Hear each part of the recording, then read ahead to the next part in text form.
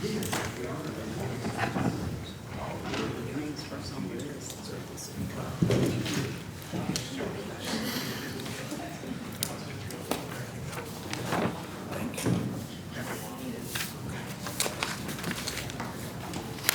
right. Wow, everybody's waiting for this, right? Okay, call the meeting to order. Start with roll call. Commissioner Allen. Present. Commissioner Norwood. Here. Commissioner Siragusa. Here. Commissioner Roberts. Here. Commissioner Stallings is absent. Commissioner Orr. Here. Mayor Pinkinen. Here. All right, thank you. Item number 2, invocation and flag salute. Devin Krause from First United Methodist Church will do the invocation for us, followed by Commissioner Allen with the flag salute. Please join me in prayer. Lord, we come to you and give thanks for the opportunity to gather, that you have given us hearts for our community, and I pray that you would open our eyes and ears and hearts to all those who come tonight, that we might learn and embrace who you have created us to be. May we live into the goodness of who we are because of you, and may we share that goodness with others. Tonight, as we discuss and recognize what has been accomplished and the work that we have to do, we acknowledge and empathize with those who cannot gather as we do, for those suffering and in sickness, and for those in Ukraine who are unsure of their future. Give us hands and hearts to help where we can and make a difference. Make us advocates of your great peace, and use us in this community to make a positive change, a ripple effect across your world for the sake of all in need. And in all things, may we bring glory to your name. Amen. Amen. Would you please join me in the Pledge of Allegiance? I pledge allegiance to the flag of the United States of America and to the republic for which it stands, one nation, under God, indivisible, with liberty and justice for all.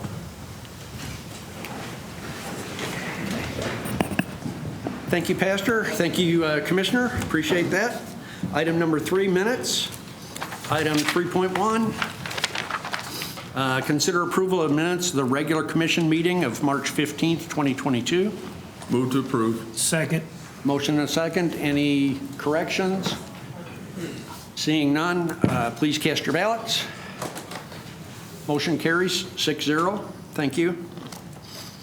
Item 4, awards, presentations, proclamations, and organizational business. Item 4.1, present pet available for adoption at the city's Animal Welfare Department.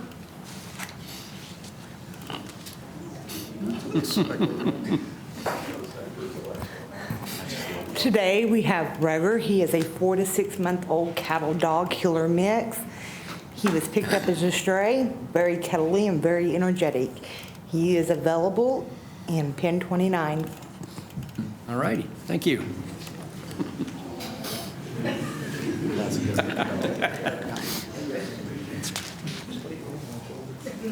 Just going for it.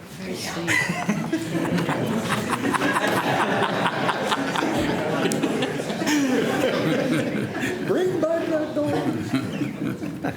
Look at that. Somebody who got that dog's gone already.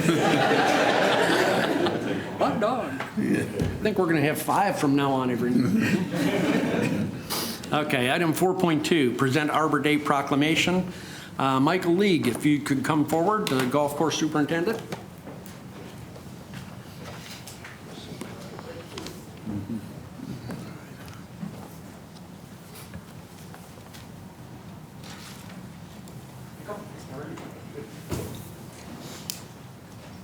All right, allow me to read the proclamation. It reads as follows. Whereas trees increase property values, enhance the economic vitality of our business areas, and beautify our communities, and whereas trees reduce the erosion of topsoil, provide shade, clean the air, produce life-giving oxygen, provide habitat for wildlife, and are a source of joy and spiritual renewal, and whereas on January 4th, 1872, J. Sterling Morton proposed a tree planting holiday to be called Arbor Day. And whereas Arbor Day celebrates the role of trees in our lives and promotes tree planting and care, now therefore I, George C. Pankinen, Mayor of the City of Enid, do hereby proclaim April 29th, 2022 as Arbor Day. and further urge all citizens to support the community's efforts to protect existing trees and to plant trees for future generations to enjoy. In witness whereof, I have hereunder set my hand and caused the seal of the city of Enid to be affixed this 5th day of April 2022. Michael, if you take that. Yeah. I believe we're going to be planting a tree. Could you talk to them a little bit about Mr. Mayor, that? thank you. The city of Enid has a tree board. I have been a member for, I believe, close to 10 years. Hint, hint. We are having our celebration on Friday, April 29th, and we will be planting 2 trees at the new skate park. So if anybody would like to join us, help us plant them, 10 o'clock Friday, April 29th. Thank you. Good. Thanks again, Mike.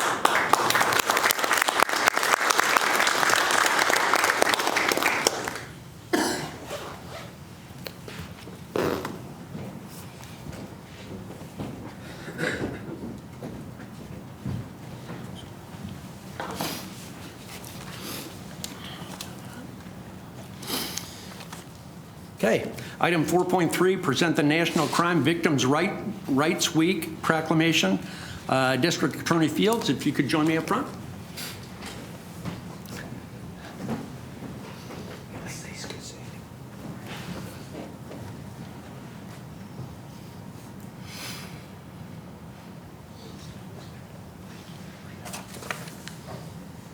Okay, this is a long one.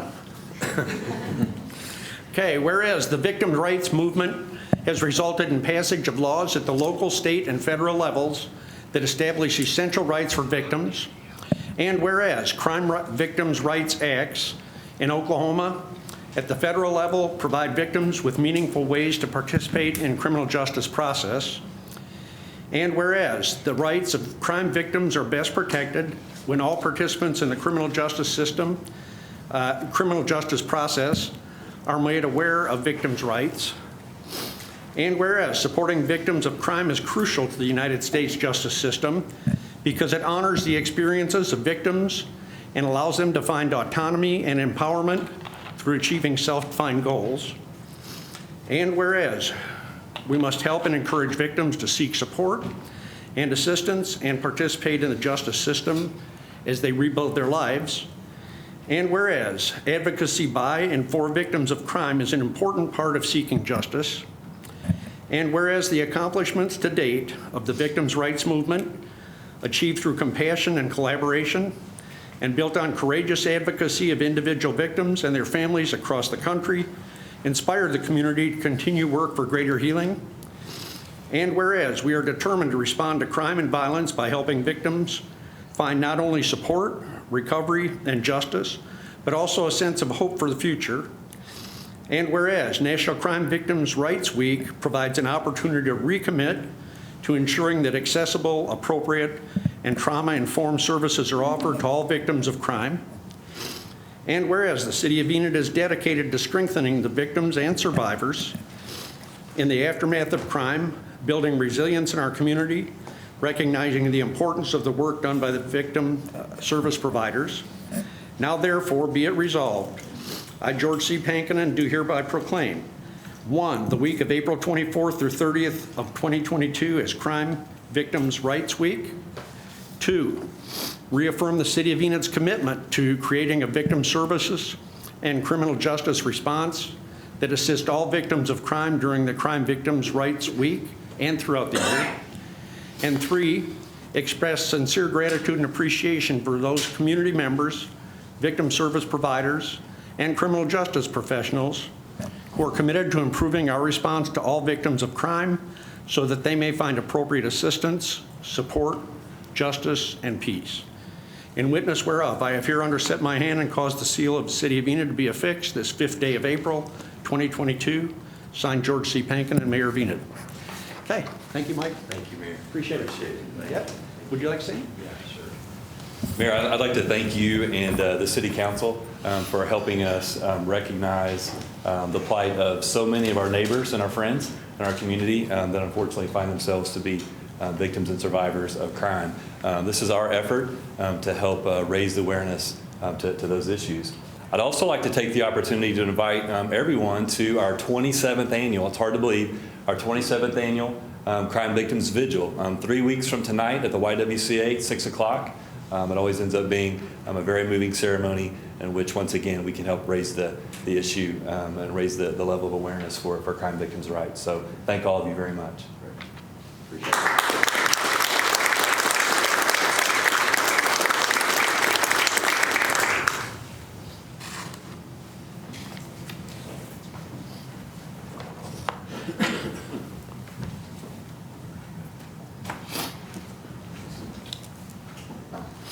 Okay, item 4.4, consider appointment to the Metropolitan Area Planning Commission.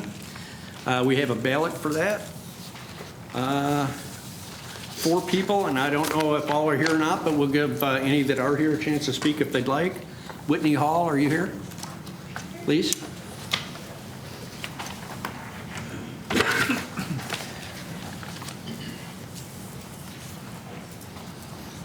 Good evening. My name is Whitney Hall, 3809 Rockwood Road. I am the current serving member for the MAPC. I am also the MAPC rep on the Preservation Board. This is nearing the end of my second term on the commission, and it's been my privilege to be able to make an impact, hopefully positively, for the community. In the minutes, you have a copy of my application and my resume. My background is in engineering, and I do work here in town, been a resident since 2009, and would be happy to answer any questions you might have for me. No, thank you very much. Thank you for your consideration. Brian Henry.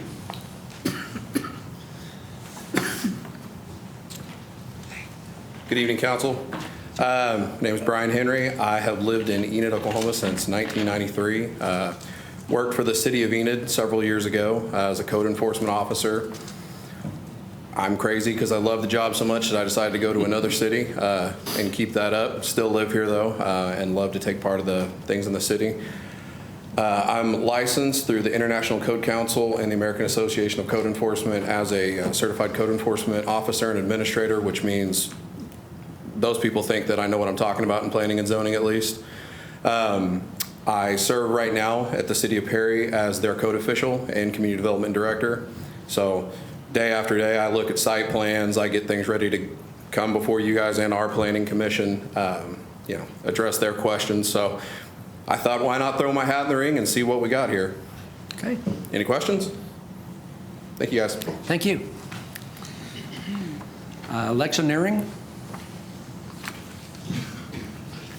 Good evening. I'm Lexi Nearing, and I am 23 years old. I'm born and raised in Enid, Oklahoma. I got my double bachelor's in business finance, insurance, and risk management, and currently I'm pursuing my MBA from the University of Central Oklahoma, and I'll graduate in May. I am also currently involved with the Miss America organization. I'm a huge advocate for change at the state level, and whenever I moved back home, I knew it was time to start helping make change here in my city and my town. So that's why I'm going for this role, and would love to help make an impact here in my community. Okay. Any questions? No, thank you very much. Great, thank you so much. Yep. Sandra Hernandez. Don't see her. Okay. All right, we have 4 that are eligible. Only one can be, there's only one vacancy available, so I'd ask you to fill out your ballots.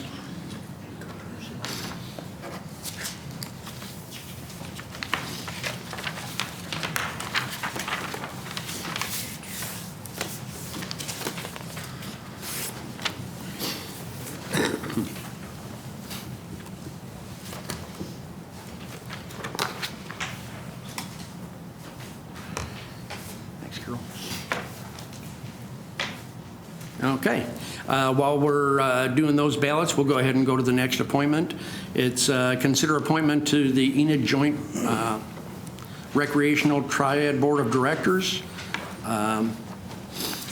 We have 1, 2, 3, 4, 5, 6 that have expressed an interest in being on that board, and we can pick 2 of those. We'll give each one a chance to speak if they would like. Roy Bartnick.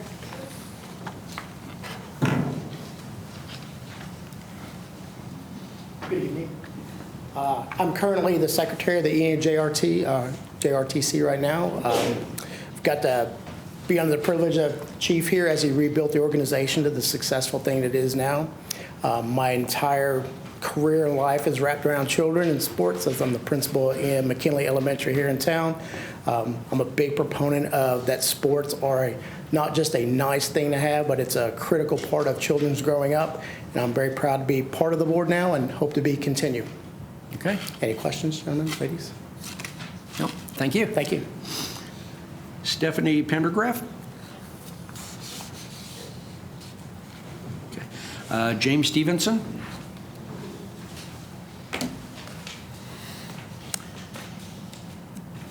Kevin Bestacek?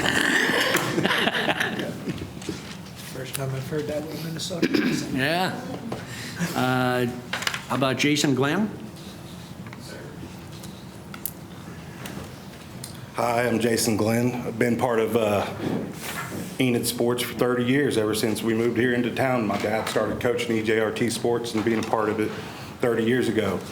My brothers and I left a staple in Enid Sports all the way up through high school, and one of us got to continue on to college because he was blessed with size. Anyways, I am currently a part of EJRT by coaching youth sports, football and baseball out there 24/7 with kids, and that's something you have to love and do, and that's why I'm here, because I love it and want to do that and give back to our sports program. And having somebody in my position out there all the time, we can see what's going on and help give that feedback back to these meetings and help push Enid youth sports to where they need to be. So, any questions? Okay. Thank you. Thank you. Connor Brittany? Okay. All right. Again, we have 2 vacancies for the 6 names that were read. Please fill out your ballots.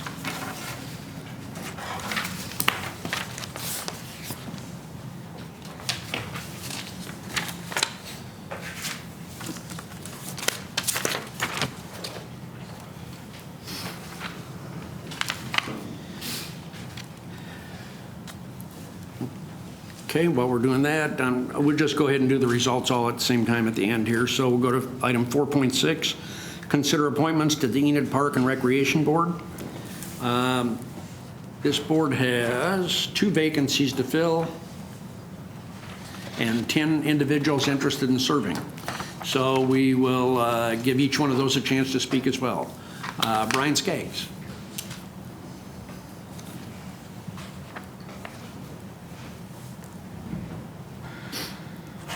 Mayor and Commissioners, as you heard from Mr. Bartnick, I've been involved with the youth sports programs here for my 33 years here in Enid.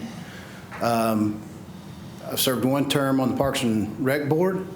I'm looking to serve a second one. The reason I got on the board originally is because there wasn't a lot of feedback from EJRT to the Parks Board. I've also built and am president of the 580 Trails, so I'm always looking for ways to grow Enid in our recreation program, so I appreciate your consideration. All right, good. Thank you. Tamara Mills. Jay Sharp. Stephanie Pendergraft. Sandra Hernandez, I think, was not here. Chad Netch. Michelle Richards. Jana Spencer. Connor Brittany. And Deanne Hall. I thought it was for parks. Huh? I thought it was under the parks. Yeah. This is the parks. This is parks. I did not hear that. Oh, yeah. It's Enid Park and Recreation Board. Yeah. I apologize for that. That's quite all right. My name is Deanne Hale. I was born and raised here in Enid, lived away for a while I was married, came back, and I've been living here again since February 1998. I really do want to help enhance the community with your community service. I'm also involved with some other organizations in Garfield County. And I believe that we really can enhance sports, particularly Kellett, has got a few deficiencies. One is the restrooms, and I think a lot of people realize that. It's a great venue, and I think we could do a lot better with it, with the new bleachers and the backstops and everything. But that is one of the problems I have seen with Kellett. I've been there for many softball games for my niece. Government Springs South is great now, and Crossland has always been fantastic because it's the newest park. But there's a lot of other parks. One of them that I grew up going to was Hidden Park, which a lot of people don't even realize is there. And I think we can just do a lot to enhance the quality of life and keep people coming back to Enid. If they move away, they might come back with enhancing all of our community items here. Thank you. Any questions? And when you said Hidden Park, 300 to 400 block of Mulberry on the south side. I know exactly where it's at. Yep. Very few people know. Not many people know because it truly is hidden. It's not hidden anymore. It's not hidden anymore. I just Anything else? I don't think so. Thank you. All right. Again, there were 10 applicants that are shown on your ballot. We get to pick for 2 of those. So if you'd fill out your ballots and send it forward, please.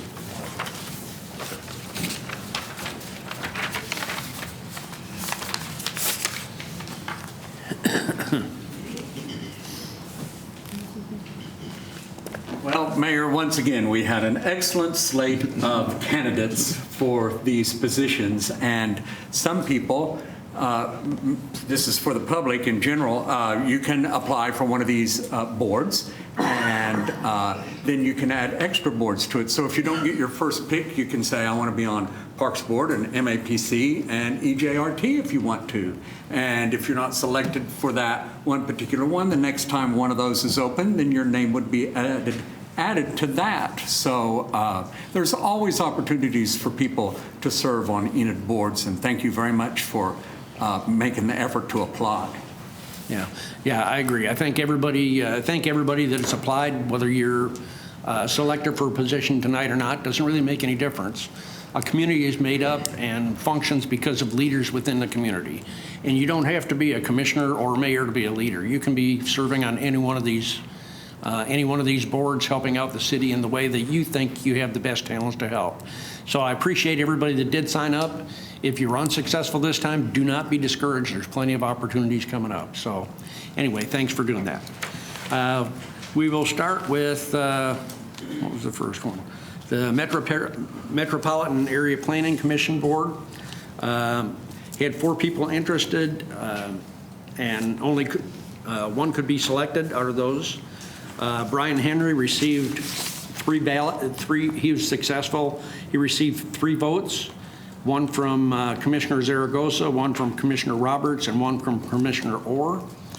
Whitney Hall received 2 votes, one from Commissioner Allen, one from Mayor Pankinen. Lexa Nearing received 1 vote from Commissioner Norwood, and so that's how the 6 votes rolled out. Anyway, congratulations, Mr. Henry.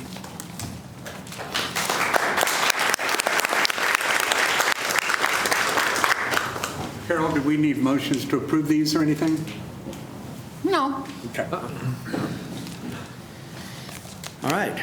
Next is the Enid Joint Recreation Triad EJRT Board of Directors.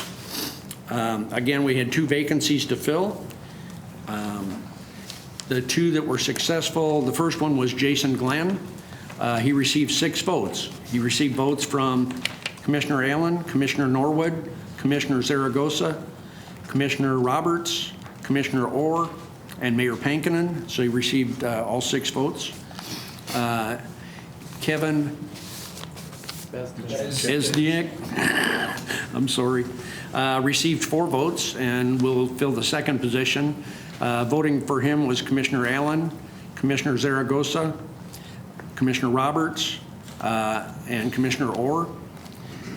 Receiving 2 votes was Roy Bartnick. He received votes from Commissioner Norwood and from Mayor Pankinen. So congratulations, Kevin and Jason, and appreciate it.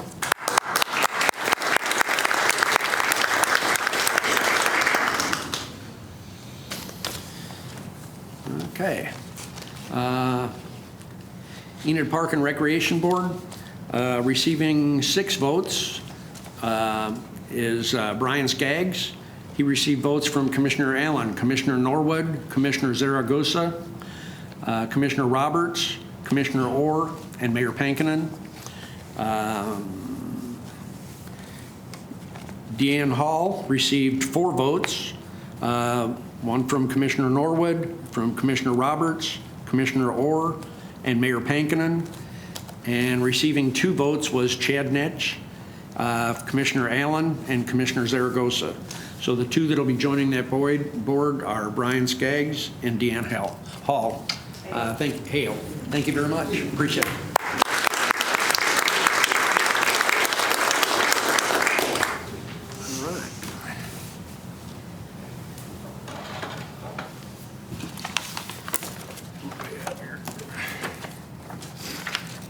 When did those terms start? Anybody know? I'm not sure they're, huh? No. So there's a park board meeting on Tuesday at 1:30, just so you know. Don't be late. Yeah. It looks The like, rest of us already be there, so. And it's downstairs in the basement. It's not scary, it's okay. The previous terms expire in March. So, Okay. So effective 1 so I April. think they can show up. All right. All right, good. All righty. Item number 5, public comments. 1, 2, 3. Let's see if any of these are just for.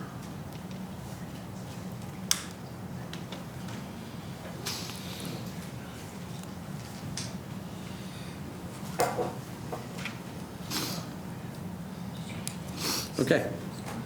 Just the first one, just Michelle, if you want to. Yeah. Number 3. Okay. Michelle Solano? Yes, ma'am.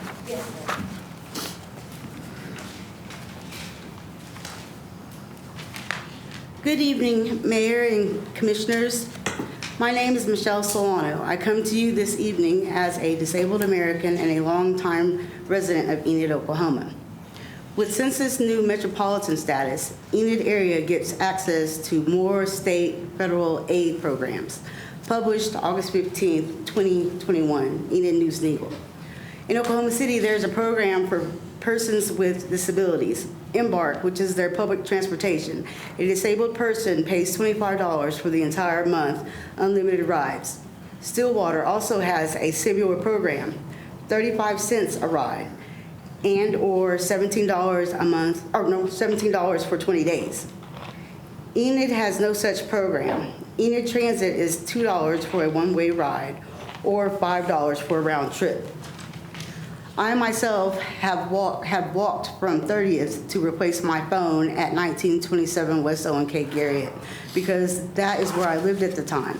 I realized Enid was not a metropolitan area at that time, but now Enid is. I hope and pray that you will look into this matter.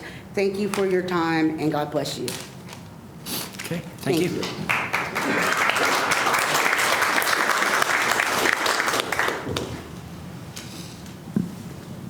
Okay.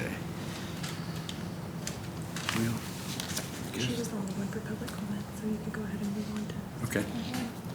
Well, some of them are like 4.4. Oh, that's boards. Okay, all right. Okay, that's the only ones we had under public comment. We have others that are signed up to talk specific to agenda items, so we will move on to that. Item 6 is community development. Item 6.1 is hold a public hearing to consider the rezoning of property located at 1502 South 4th Street from R3 Residential Mobile Home Neighborhood District to C1 Light Commercial District with a planned unit development overlay for a ropes course. This is the hearing portion, so would you lead us off? Thank you, Mayor, Commissioners. Chris, before you get started. Yes, sir. Anybody that was here to be on one of the boards, if you want to leave now, this would be the time because it's going to get into really deep stuff from here on out. And you might wish you didn't sit through it. That's all I have to say about that. Not any, because you're always brilliant, Chris, so it's not. Thank you, not Commissioner. you. So, Commissioner Allen, I'd invite you to remain for the rest of the night. Okay. The slide in front of you shows all three of Forgotten Ministries projects that we're going to have hearings on this evening. The one at the top is the Ropes Course and Outreach Center. The middle one is the Tiny Homes, and the one on the bottom is the Men's Center. The first one is the Ropes Course. This is the final hearing. We had a hearing in front of the Planning Commission last month. At our last city council meeting, Jeremiah was here and talked about all three. He did the same in front of the Planning Commission. And the Planning Commission's recommendation is to approve. There's a sketch and a picture of the ropes course. Are there any questions that I can answer? If not, I'll let others speak that may be here that wish to talk about this item. Okay. All right. We had somebody signed up for 6, and I guess we let them talk right now. Melissa Crabtree. Thank you, commissioners, and Mayor. I just wanted to say we've talked a lot about the role of government lately and funding and communities and helping the children and all of this. And Forgotten Ministries is doing exactly what we really want in a community. They're a private organization that's coming in and doing all that they can do to help the members of our community at all levels. And not asking for government funds. And one of the ways that we can really support them is to get out of the way and let them thrive in on their own property. And I just want to encourage you guys to do that. Everything that I have seen Jeremiah do, my family's volunteer down there at Mercy House. Jeremiah has a vision and a purpose for everything that he sets out to do, and it's thriving. And I really think as a city, that's exactly the kind of organization that we want to be supporting. So that's all. I just wanted to ask that you guys definitely vote in favor of anything that helps them thrive down there. Thank you. Okay, thank you. All right. We didn't have any others that wanted to talk about 6.1. So we'll move to 6.2. Consider an ordinance rezoning property located at 1502 South 4th Street from R3 Residential Mobile Home Neighborhood District to R3 Residential Mobile Home Neighborhood District with a planned development overlay for ropes course. Move to approve it. Second. Okay, a motion and a second. Any other discussion? Seeing none, please cast your ballots. Motion carries 6-0. Thank you. Item 6.3, hold a public hearing to consider rezoning of property located at 1621 South 4th Street from R3 Residential Mobile Home Neighborhood District to R3 Residential Mobile Home Neighborhood District with a planned unit development overlay for tiny houses. Thank you, Mayor. This is the site plan for the tiny home village. There are 10 tiny homes shown there. This next slide is an example of the tiny house floor plan. And then I've got a sketch of what the finished product is going to look like. Again, Jeremiah was here last month. This is the final hearing on this. Planning Commission heard it last month. Their recommendation is to approve. Okay. All right. Anthony Martin wanted to speak on this one, I believe.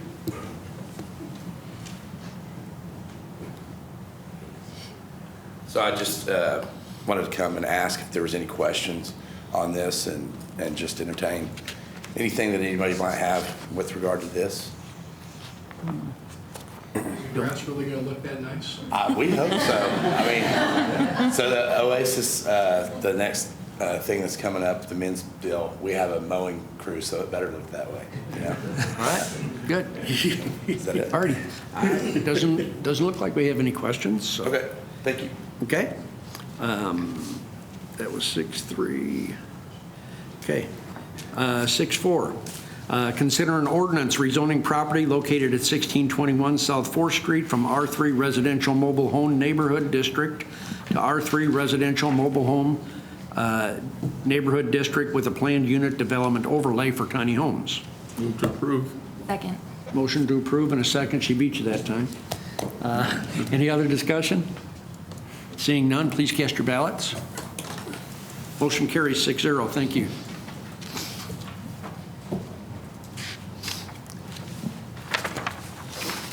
All right.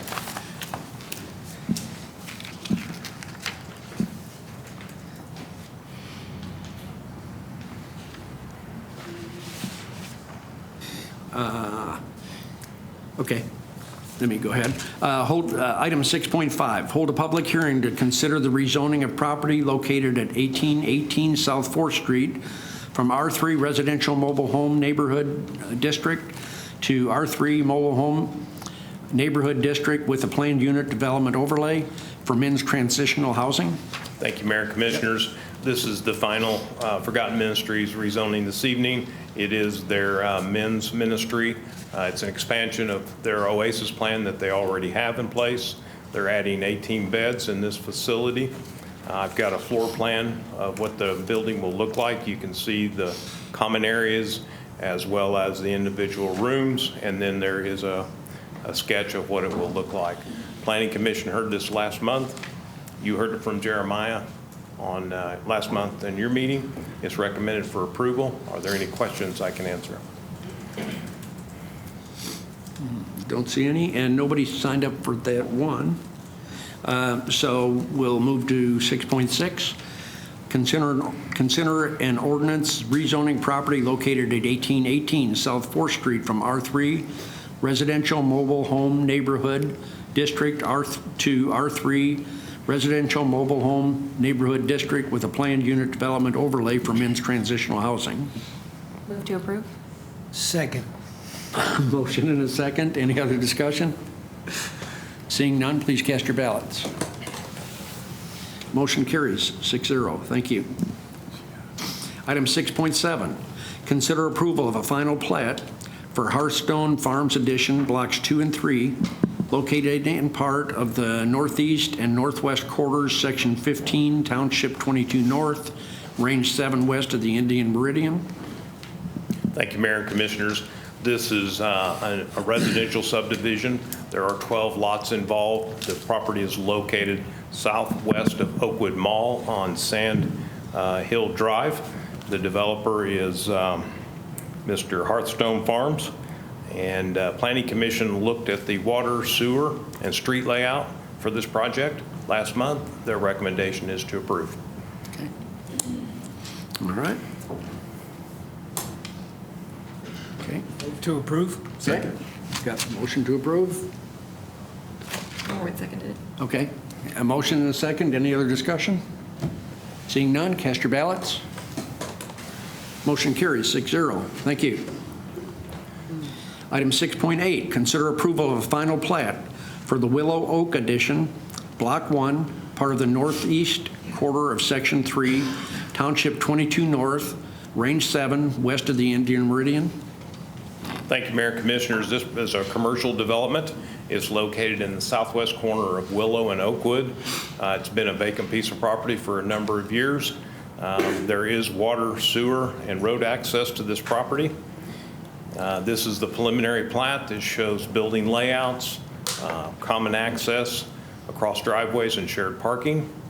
Then here is the final plat that we're considering this evening. It shows you 6 lots. Planning Commission reviewed this for road, water, and sewer access. Their recommendation is to approve. Can I answer any questions?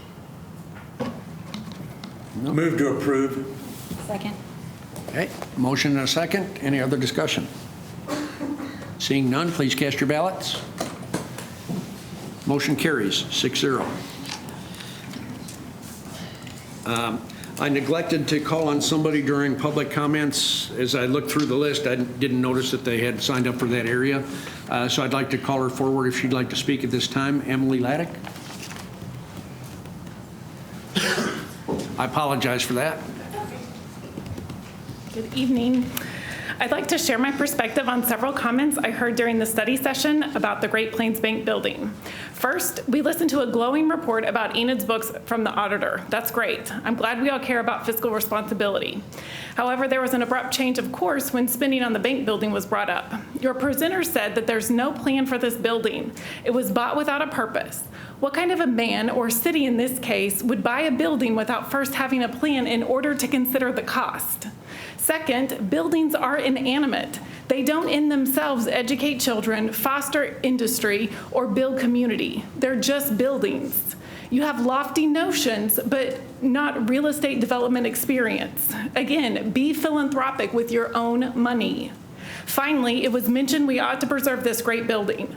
What about the Crest building? Was that not a gem worth saving? I remember you tore it down despite the vote of the people. Respectfully, we don't believe your sentiment is sincere. I don't know how many ways to tell you this, but we do not want more schemes based on hopes and dreams. Please be good stewards of the public's money.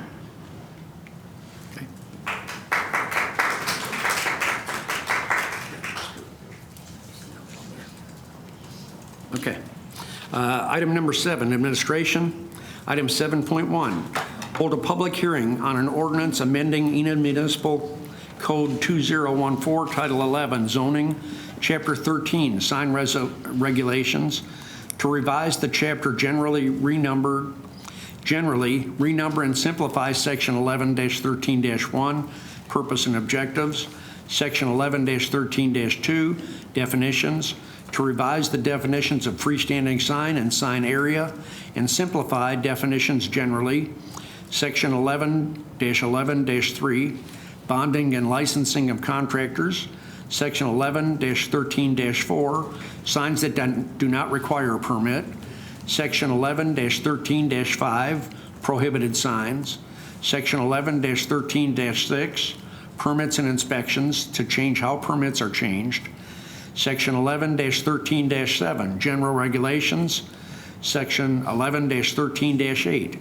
enforcement of sign regulations, Section 11-13-9, allowances by zoning district, Section 11-13-10, allowances by supplemental zoning district, Section 11-13-11, size, location, and other restrictions, Sections 11-13-12, billboards, Sections 11-13-13, off-premise signs, Section 11-13-14, non-conforming signs, Section 11-13-15, review and appeal, providing for repealer, savings clause, severability, and codification.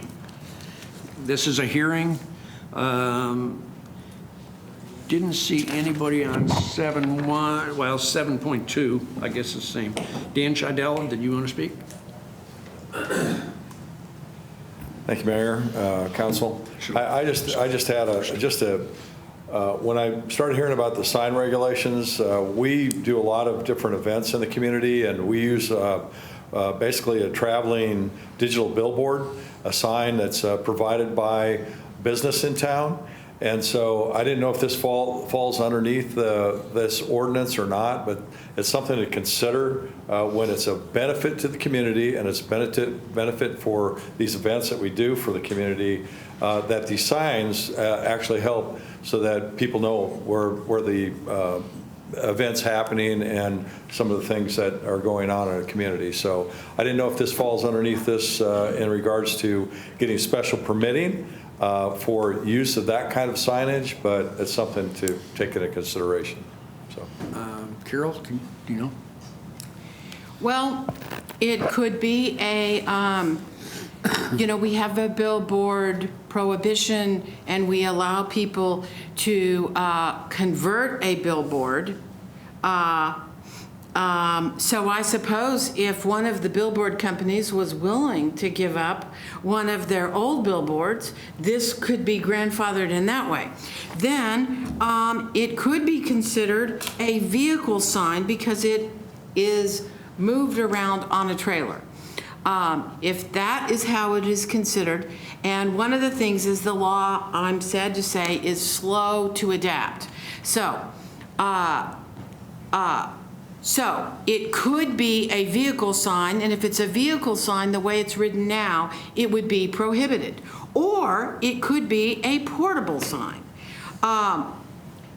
And portable signs some are prohibited, some aren't. One of the things that we would need to be careful about in terms of the location that his sign is at right now is on city property. So one of the things that would be important is we can't pick and choose which activities on city property, because of the content again. So if it's on private property and you guys decide one portable sign is okay, we're going to allow for it, I can certainly write it in. Might be hard to do it tonight, but I could bring it back next time. And we could write it in. But if it happens on city property, you need to realize that you can put anything on this sign.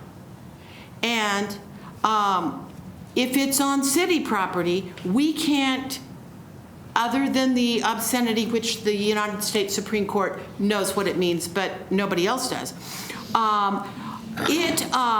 we can't control it.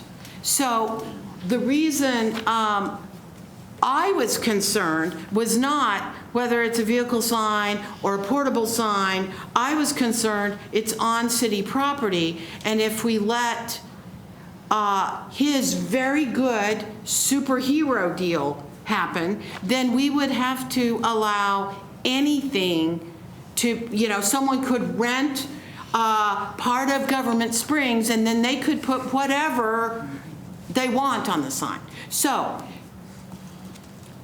those are the issues, and we did not anticipate. Sadly, I didn't even know that this sign existed in town, and so the issue never came up until it was addressed a tiny bit at MAPC, and then driving home one night, I said, there is one, and it's on our property. Oh boy. Okay, so he brings up a good point. I don't know what you all want to do. I would recommend that unless you are going to be completely happy with whatever oddness is typed into this, that you would not have it at city parks, but it could maybe be something that could be put on private property if there aren't too many signs already, and there's a place that they could put it that wouldn't be taking away a required parking spot. It gets kind of fun. I was under the impression that Cole's issue was with taking an actual sign and parking it in front of your business. And this is just leaving it there and it being a violation. Yes. As far as the moving stuff was what he was addressing that night, was he was concerned that we were going to get in trouble because we own a business and we have a vehicle that has our business running. Okay. And you can't turn around. And part of the thing is we can't really do that anyway. I mean, I adjusted the vehicle sign definition because we can't be worrying about that it is a competitor, because of course that's content. But vehicle signs could be prohibited. Now, this could be a billboard, and we could allow, I mean, this sign, we've got a billboard definition it could fit under. It could fit under the vehicle sign. It could fit under a portable sign. So there are a variety of different ways that it could be developed. And my suggestion might be that if this is the only thing that we're concerned about, we consider passing the ordinance, and then we talk about this very involved. This isn't what he was talking about, but this is something that came up since then. Yeah. So maybe we talk about that at the next study session. I think we just need to get it clarified a little bit more on what we're doing with the vehicle and what we're doing with the portable sign before we pass anything. Okay, portable signs. Are you going to clarify it, Carol, or do you want us to?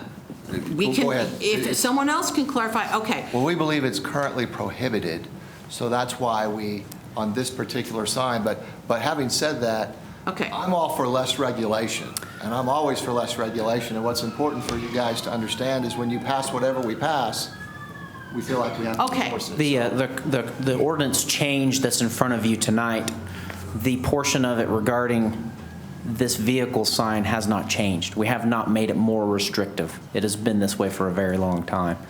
And I just wanted to put this out. The objectives of the sign ordinance is to enhance the aesthetics and visual attractiveness, prohibit signs that could have a negative impact. These are the reasons that we have a sign ordinance, and I believe that when the definition for vehicle signs came up, it was intended that we don't want, a trailer with some makeshift sign sitting out on Van Buren advertising for someone's business. We don't want that. We didn't want someone with a sign in the back of a pickup advertising for one company parked in front of the business that another person is doing. These are some of the reasons that vehicle signs are restricted. Okay, but we can't restrict, as long as, okay, so depending on the signs placed or affixed to vehicles and or trailers that are parked on a public right-of-way, public property, or private property so as to be visible to the general public, that's the definition.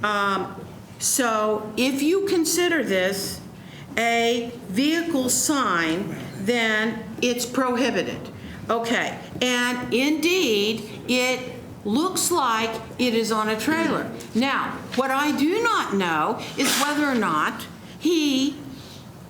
Dan, could take it off the trailer and just put it on the ground, at which point it would then possibly become a portable sign, and there are other definitions. Meanwhile, it could also be a portable billboard, and we don't allow any more billboards, but we allow people to take an old bad billboard and get rid of it and use this. I agree with Carol that you should consider what you have tonight. There's lots of issues. Carol's telling you that. We're happy. I can tell you, I am very happy.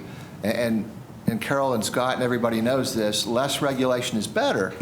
But what's interesting is what I see over 17 years of experience is everybody likes regulation. And it's amazing sometimes some of the people that say they don't, and then you hang around long enough. So whatever we do with this, let's make sure that it's enforceable for us. That's important to me. And then I want to make sure that everybody's happy because, and Carol's pointed out some problems with the content if it's in a part, but I don't think we're going to solve that one tonight. So I think we should probably continue discussion of this ordinance the way it is. And if you do want to change it or table it, or that's your choice. But Carol's laid out some options for you. And this came up in I think Friday was when I saw it. So I didn't even know we had one of these. I knew they existed, but I didn't know we had one. Or we would have thought more about it. Well, I know it was addressed during the commission meeting that they had Monday. And MAPC. And they moved it forward with addressing this vehicle thing.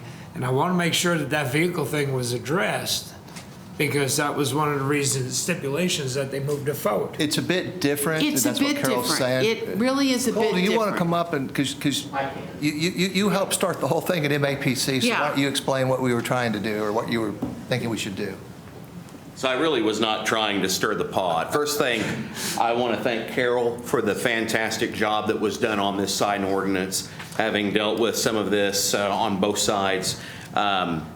Absolutely fantastic. It addresses so many issues. Now, we know that the vehicle signs as a prohibited item has been in this ordinance since the 80s, I think, when people were parking their old pickups and plugging in a blinking marquee sign blocking the sight triangle at their business. And so first things first, I understand that when it says vehicle signs, we're not talking about signs on a business vehicle. We're not talking about vehicle wraps. We're not talking about the real estate tag on the front of my pickup or the signs on the City of Enid vehicles. I understand that. And so the question came up, and in discussion with Scott, we do have some purpose-built vehicles that are built as signs.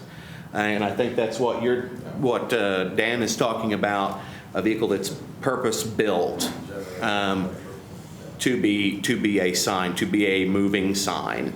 And so that was my main concern. And then Scott brought up a very valid point where we have some of those vehicles being placed in parking lots. in competitors' parking lots and they're left there for 30 days. Or they can kind of leave them there for 30 days. We'll go get it 29 and a half days later. And so that was my main concern. That is addressed. And so that was the main thing, where we don't want to ticket the United Way. If they have a sign out, please come to our function, this Saturday. We don't want them, being ticketed for that. Definitely don't want them in right-of-ways and city property, things like that. So I do want to clarify that. And it sounds like that you did, in fact, I didn't get to see it. It was busy, but it sounded like she did address that. So I've got the wraps. I took out the content. Vehicle signs that you were talking about are covered the way you want. Okay. It's just the little billboard on a trailer. Is it a billboard? Is it a vehicle sign? Is it a portable sign? And I think Gerald and I, we don't care, but if we allow it on our property, we cannot control the message. So that's the issue. And so I would say that if we do we're dragging a sign around behind a trailer, I would agree that's not what we should have, and that's really not what I'm talking about. There are specifically built manufactured vehicles, just like we have fire trucks, just like you have trucks with utility beds, and you have tow trucks, and you have ambulances. You have trucks that are designed as a billboard. It may be a box van with an LED sign. It can actually be a flatbed with an upright. And these are manufactured. These are not, I'm not talking about two guys getting together on the weekend and welding something together. These are manufactured products that are engineered. I don't own one. I think there's two in Enid. If you have access to one, that means there's two of them. But as our technology is changing, just as we're not arguing about the 1982 blinking marquee lights with the letters you take off and on, those are all in the junkyard. This is something that we're seeing more, and we're seeing it more in the metropolitan areas. And that's the only reason I brought it up during discussion. And so, again, she did a great job on this. It's fantastic. And I just happened to see that one thing. And the technology kind of gave me some concern. Does anybody have any questions? No, I appreciate it. Okay. As long as you're happy, Cole, that's one of those things that was brought up. I really wasn't trying to very well, but it's an opportunity to, to fix it all. And to clarify, our code department is not going to be trying to wave down and pull over the Oscar Mayer Wiener truck going down the road. They're not going to try to pull over a vehicle, but. And you ain't planning on sending a SWAT team out after Dan this weekend? Okay. Good to go, Dan. The billboard will be gone tomorrow, by the way, so. All right. Any other questions? Any questions? Okay. There's always going to be sign ordinance issues. I've worked with them every time I've been up here. You will do it again. It's because technology advances different things we haven't even thought about, how it's going to be, with Obi-Wan Kenobi out there doing a 3D image thing for us. So the thing I liked about Carol's work, I read the entire document, is that she took out a tremendous amount of things. I mean, really cleaned it up. So that's what we're looking for. All right. Okay. Item 7.2 is to consider an ordinance amending the Enid Municipal Code as we just discussed in the hearing. So.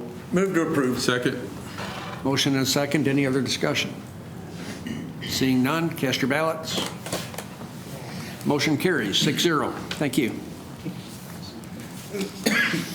Item 7.3, consider a resolution amending the 2021-2022 Water Capital Improvement Fund budget by appropriating additional funds in the amount of $1,020,528.25 to increase the 2021-2022 appropriated amounts of the Water Capital Improvement Department. This is a companion item to 8.3 and 11.2, and this is to cover the change order for Garney that's on tonight's meeting. Yeah, just to further clarify, we talked in the study session, and we could pull the slide up.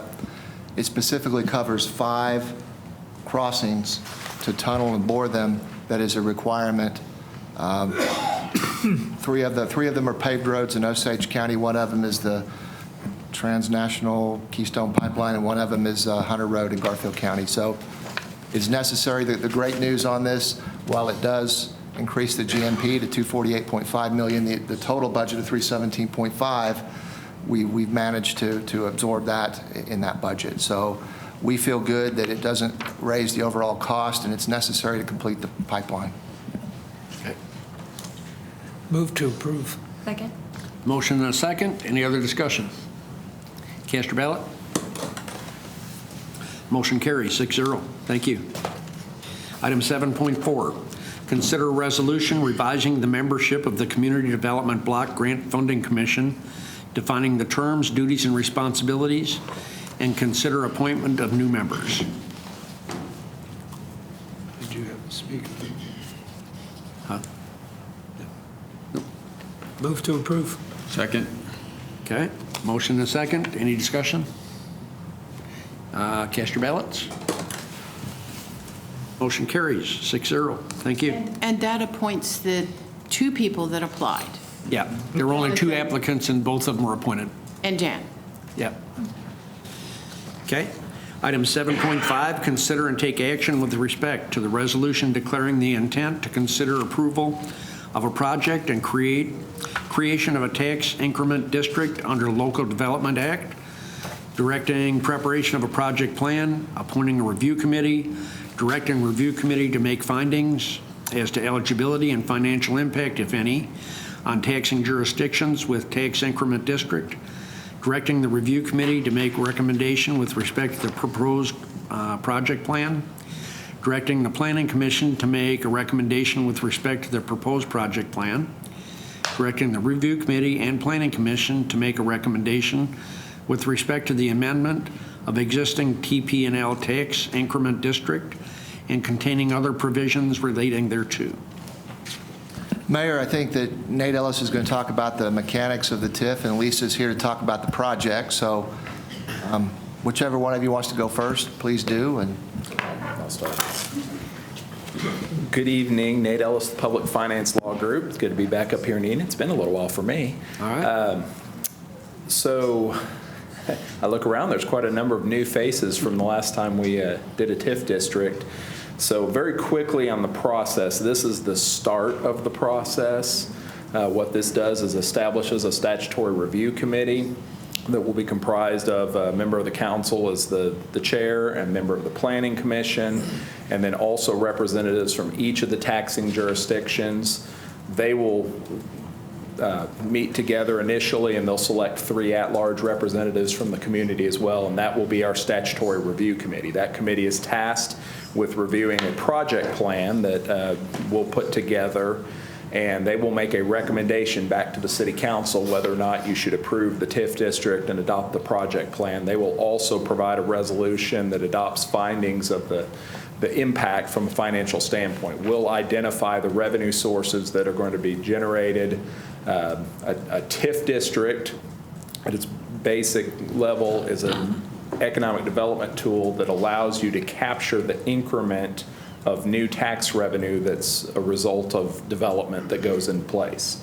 So the existing tax revenue that's generated on a location is not affected. It's an incentive that's used to cause additional investment that generates additional tax revenue. The TIF captures some portion of that, and then that revenue is allocated to project costs that are specified in the project plan. So we'll identify what all those revenue sources are, make estimations of what we think they are, and then the review committee will provide the findings of that in their resolution. The Planning Commission will also look at the project plan. They're looking at it more from a lens of this is a long-term, is this consistent with the long-term development plans of the community? But they'll make a recommendation separately to the City Council, and we'll also have 2 public hearings that get scheduled, opportunity for public comment. Once all of that has happened, then a TIF ordinance can come forward to the city council for the commissioners to consider adopting and putting in the TIF. We have kind of concurrently, we have an existing TIF. We refer to it as the TP&L TIF, although there's been some acquisition, I think, of name change, and I think it's Tachyon maybe is now the relevant name. But there's an existing TIF that was done on a 10-year basis. If you're familiar with the laydown yard that's out along the railroad tracks, about 66 north of 412, you've seen out there the giant poles and blades and wind turbines that come in, and they may sit out there for a while before they're deployed out into the field.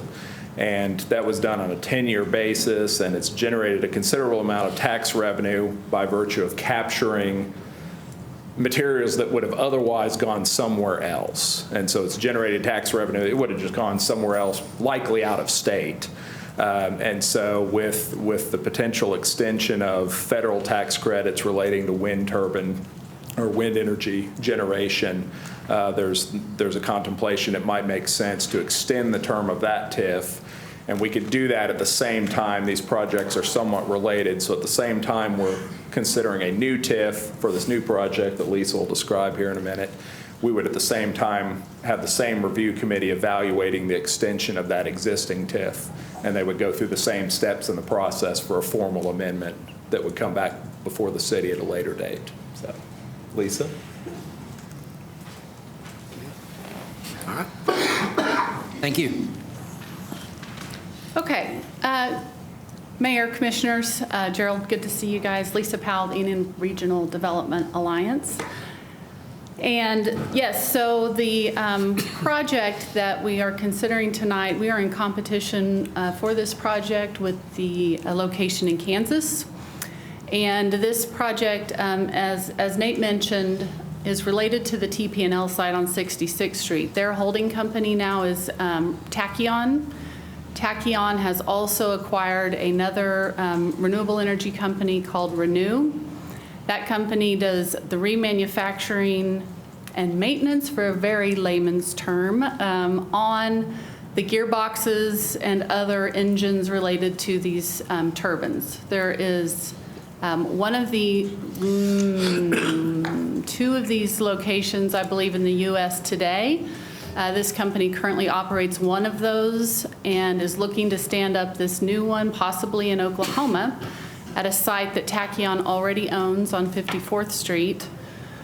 And what would be unique about this site is that it would, right now, these types of remanufacturing businesses can work on turbines up to 3 megawatts in size. The industry is growing to, believe it or not, 7 megawatt gearboxes, and so this would be the only location of its kind in the United States that could work on gearboxes of that magnitude.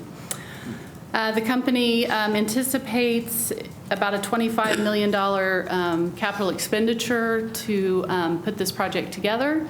It would employ 80 or more full-time jobs that would come in at greater than the average county wage and include medical benefits. And we've identified at least one public improvement that would be required to accommodate the project on 54th Street. This was on the south side of 54th Street from Garriott. There is a little bit of the road there to the railroad track that would need to be improved to accommodate the truck traffic. So portion of TIF revenues are typically used for public infrastructure portions of a project, and so that may be something that would be talked about in this review committee. So Lisa, how do the materials get to this location? Are they going to be brought in on rail, or are they going to trucked in? And then when they're completed, will they leave on rail, or will they be trucked out? Well, I think I have been told that. And going off of my memory, because the site you can see in the top right corner there is the laydown yard owned also by Tachyon. Many of these will come in by rail to that site and then be trucked over to the remanufacturing location at 54th Street. So they'll come in at the north location and be trucked across the street to the south Now, I can't location. promise 100% of them will, but I know some will. A railroad that was going by that. On the south side, there is too. This project won't use that rail, no. Not that I'm against this project. Tachyon, it says it's out of Fort Worth, Texas. Is that where they originate, or are they a foreign company, or? No, they're a U.S. Homegrown company, originally out of Casper, Wyoming. I believe they still have headquarters in Casper, Wyoming. The holding company may just be registered there in Fort Worth, but they do have offices in Fort Worth, and a couple of places across the country. It's not lost on anyone, and we don't look a gift horse in the mouth, but the reason I ask those questions is because a lot of times in Enid, you get trapped behind one of these devices going out, and it can take an interminable amount of time to get across town, let alone emergency vehicles and all the other things that come along with that. So obviously, we would prefer everything to be brought in on rail and exit on rail, but I know that we can't expect that. Well, they are at least not turbine blades. So they're a little more compact. Just the gearbox. It's the gearbox. And I knew they were going up to the 7 gig level. Is it just the gears within the box, or is it a brand new box? I can't say exactly. Okay. I would not rule out a brand new box, but I know they will be remanufacturing and maintaining an existing gearbox. Well, congratulations on going out and finding a group like this. Thank you very much for everything that ERDA does. You're a superstar, and so is ERDA. Thank you. That's all the questions I have. Okay. Others? Lisa, I think one of the first meetings that me and Scott had with you, I asked you to do this exact thing. Thank you. Oh, well, you're welcome. Thank you. Yeah. Those are 80 good paying jobs, right? Those are 80 very good paying jobs, yep, in a new industry. Bring manufacturing to 54th Street. Yep. That's right. No, that's good. All right. Any questions? There's no questions. Entertain a motion. Motion to approve. Second. Motion and a second. Any other discussion? Please cast your ballots. Motion carries 6-0. Thank you both. Very good, thank you. Item number 8 is consent agenda items, and we normally don't go through those, but we had somebody sign up for 8.2. Dan Scheidel, would you like to speak to that, or is that? Under consent. I'm good. Okay. Consent items. Second. Motion and a second. Any other discussion? Yeah, I'd like to, can we table 8.2 for next meeting? I'd like to find out what we're going to do with this building before I approve the roof cost. Otherwise, It sounds like you might need to pull 8.2 to vote separately, Mayor. Okay. So would you like to entertain a motion? Yes, Would you absolutely. like to revise your motion to pull 8.2? Pass the consent items with the exception of 8.2. Okay, and do you accept that for your second? Okay. Motion and a second. All in favor of accepting everything except 8.2, please cast your ballots. Motion carries 6-0. 8.2 has been pulled. We'll consider that now. Commissioner Orr, did you want to make a motion to table it? I'd like to say something. My main issue with it is, as a business owner, I'm required to make a business plan and execute that business plan, and that was not done here. It seems like it just kind of fell apart after it was purchased, the whole idea of it. And I would like to eventually sell the building, so I do want to put a new roof on it so it is much more appealing to new buyers. That's my take on that. Okay. So. yeah, maybe we can just look at it in 2 weeks. I'd like to find out what we're doing. I'd like to have more information on what we're doing with this building. Okay. So you'd like to you have a motion to table 8.2? Yes. Okay. Do I have a second? I'll second it. Motion and a second. Any other discussion? You have to clear the. Please cast your ballots. Okay. Motion carries 5-1. That item is tabled. Okay. Moving on, item number 9, recess to convene as the Enid Municipal Authority. All trustees, item 10, all trustees of the Enid Municipal Authority regular meeting are in attendance except Commissioner Stallings. Item 11, Enid Municipal Authority regular meeting is now in session. Item 11.1, waive the city's finance procedures manual and approve a professional service agreement with Technical Program Services Incorporated, TPSI, for utility bill printing and mail services. Scott? Yes, Mayor and Commissioners. Dana, would you click on that item? I wanted to bring this to your attention because we are waiving the finance procedures for this. I wanted you to see these bids that came in. We have 3 bids from bidders that are all qualified to perform our printing and mailing of our utility bills. So this is something that we've been talking about for a little while internally. Is this something that we want to outsource at some point? It's a lot of work to print and get all of that sorted to the USPS, to Oklahoma City and back to Enid, and the equipment and software to manage all of those things are very expensive and are going up in price substantially. And we've done a little math and decided it's to our favor to outsource this. We've got 3 bids here, and I wanted to tell you why that we feel like the second lowest bid is our best option for the city of Enid. Notice the top line, TPSI 2212.40. That's the monthly rate that they would charge us to print and mail out all of our utility bills. These guys are out of Tulsa, Oklahoma.